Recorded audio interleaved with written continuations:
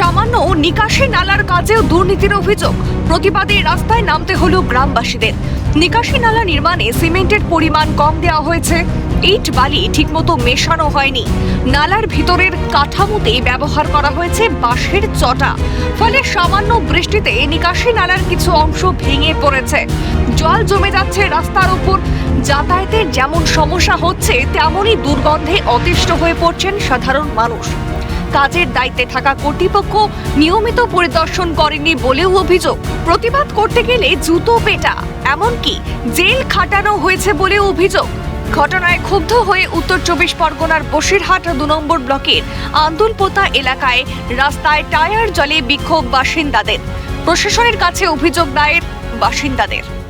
কি হচ্ছে, কি ঘটনা ঘটেছে? ছটা দিয়ে ড্রেন করছে। কোথায়? এই সামনে।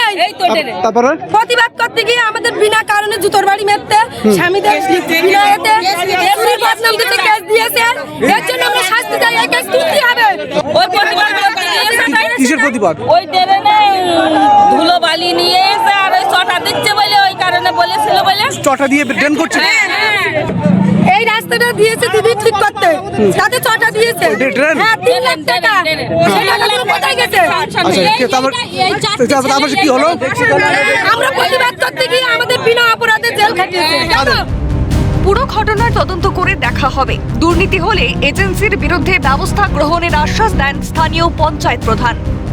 আমি আমার এনএসকে ইতিমধ্যে তাকে বলেছি, যিনি টেকনিক্যাল পার্সন তাকে বলা হয়েছে, তিনি যথারীতি উপযুক্ত তদন্ত করে আমাকে একটা রিপোর্ট করার কথা বলেছি।